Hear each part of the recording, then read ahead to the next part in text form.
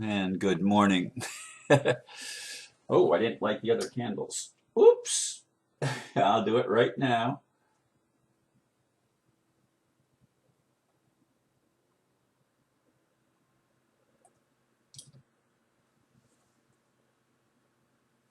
This one's not wanting. There it goes. Brand new candles. Oh, I got 2 hours of sleep last night, or at least I was in bed about 2 hours.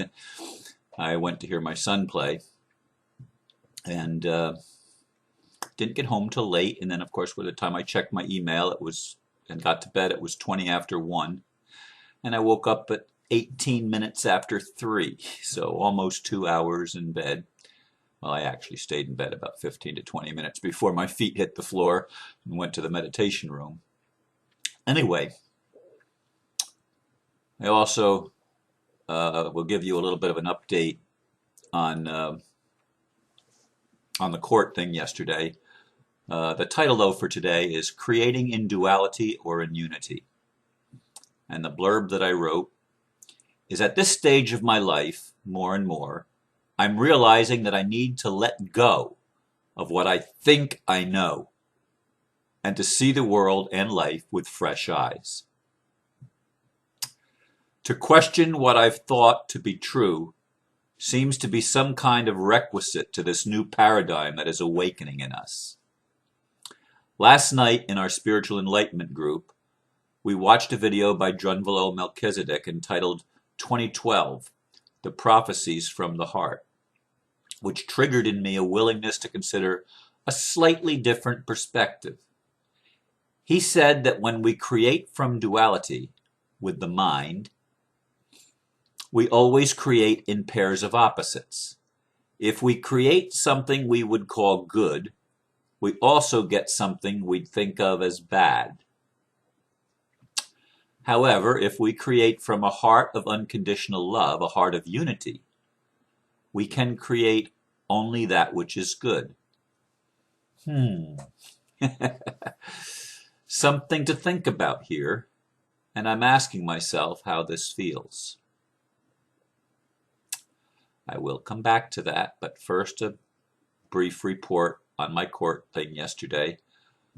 Once again, I was the last one, and by the time I was called up to the front, there were only 2 people left in the back waiting on their paperwork.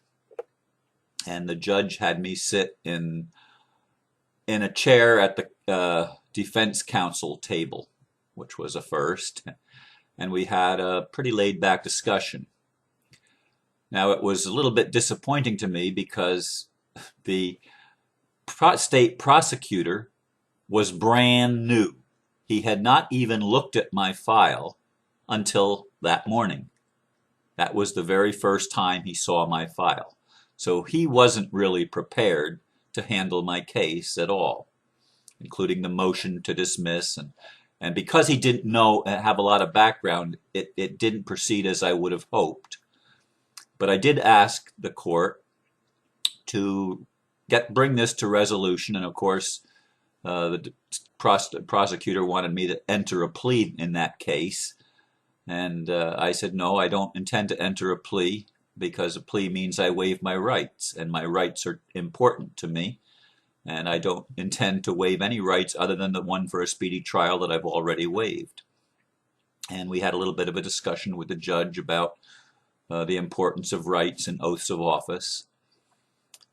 In any case, the judge presented to me a resolution solution in which he said he would give me a non-jury trial on the 12th of February, which is about a month away from today, in fact. The 12th of February.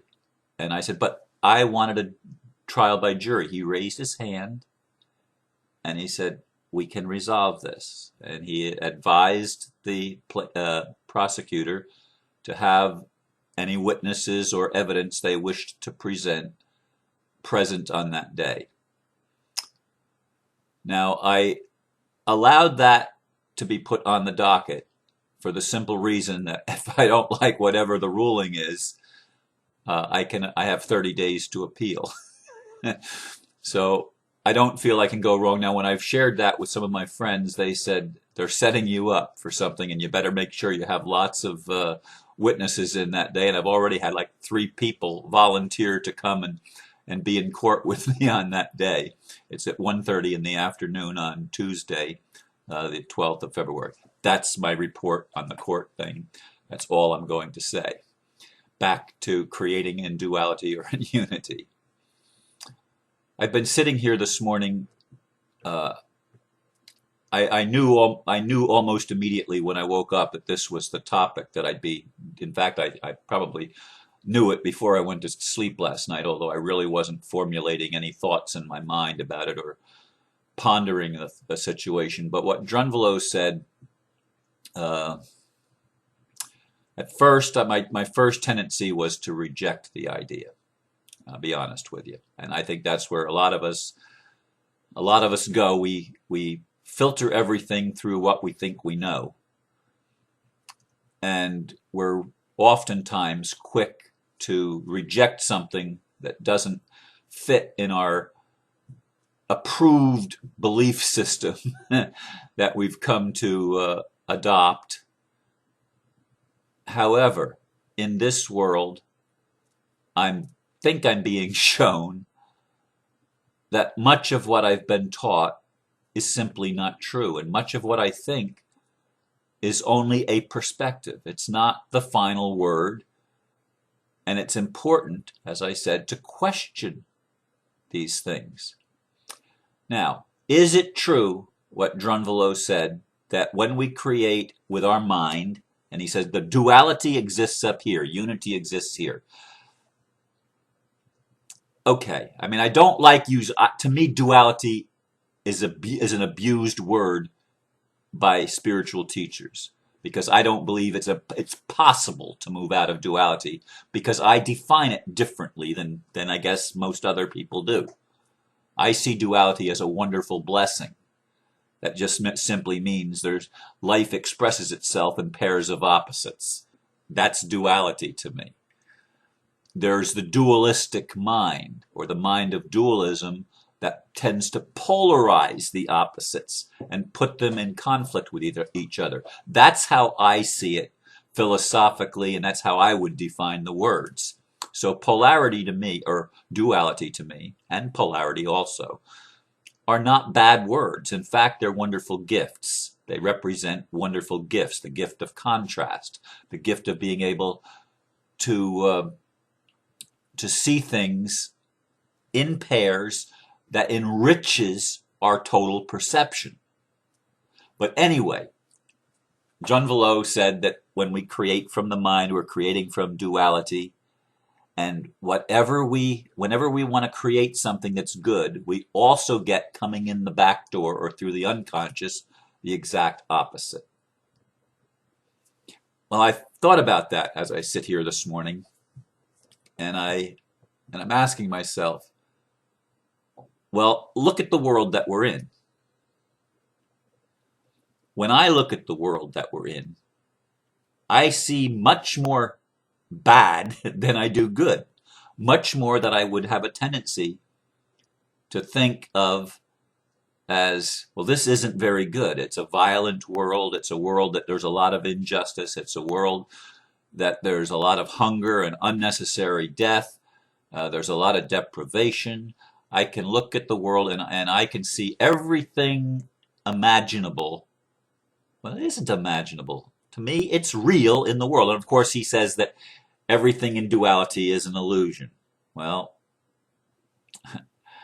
I don't buy that either. So I weigh that one against my old belief system. I believe the only illusion is the separation consciousness that pits one polarity against its opposite. And it does that through all the pairs of opposites, the masculine and feminine, the divine and the human, and the light and the dark, positive and negative, etc. It makes them dual with each other. That's my current perception, but I'm trying my best to weigh what he's saying and say, okay, I do agree with him that unconditional love is in the heart. And unconditional love does see things through the eyes of unity. It sees good in the bad and what we would label bad. It sees light in the darkness, and vice versa also is true. It tends to embrace the paradox, which is one of my favorite expressions, to put together those things that are opposites and see them like the yin yang symbol. Okay, this part is mostly dark, but it has some light in it, and this part's mostly light, but it has some dark in it. Okay, that's a good image. And that's the image, that's an image of unity, actually. And he said that everything is contained. He talked about the flower of life, as he often does. But everything is contained within the circle. The circle is the dominant geometric shape of all that is. And everything exists within the circle, and then it replicates, and there's circles within circles within circles, and the flower of life. Okay? Circles embedded in circles.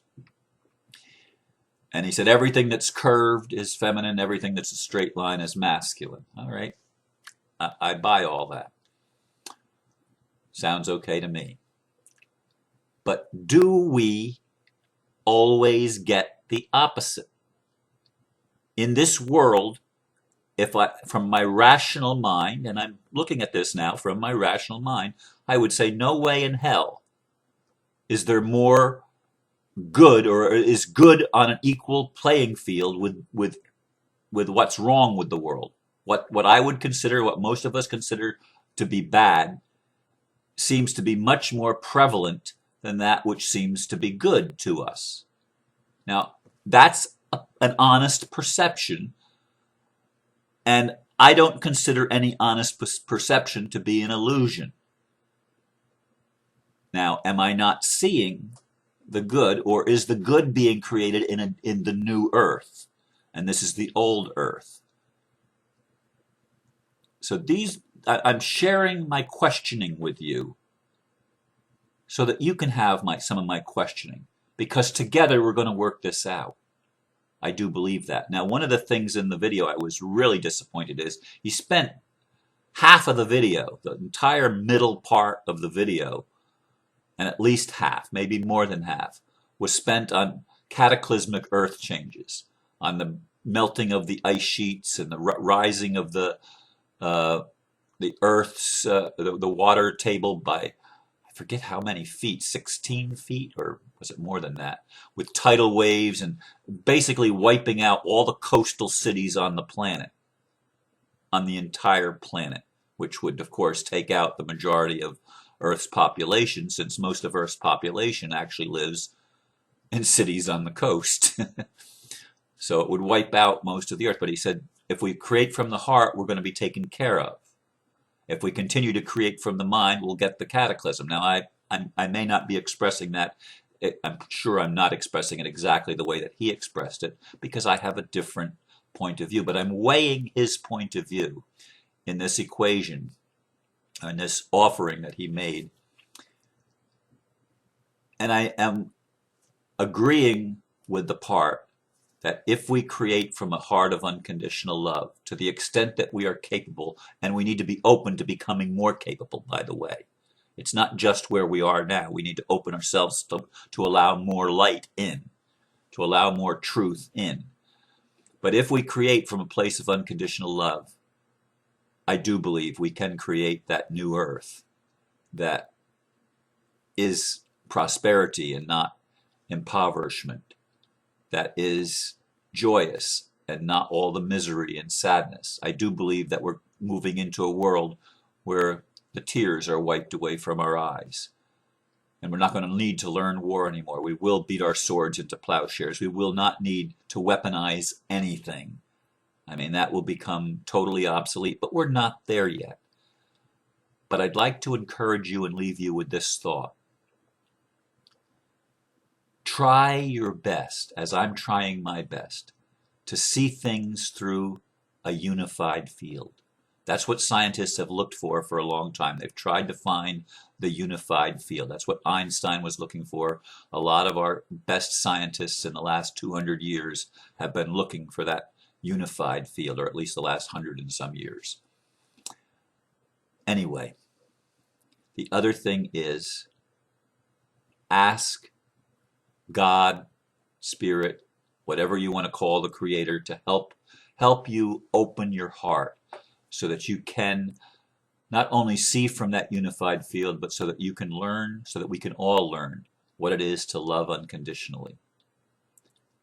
And that means exactly what it says, without condition, without judgment. I do agree that when we create from our mind and create through judgment, we end up creating a lot of polarization. And we really don't need more polarization. We need to come together lovingly and appreciatively of one another, because we each have something to contribute as we create in unity the new heaven and the new earth. I leave you with these thoughts, and once again, I'm grateful for the fact that you're listening. Namaste.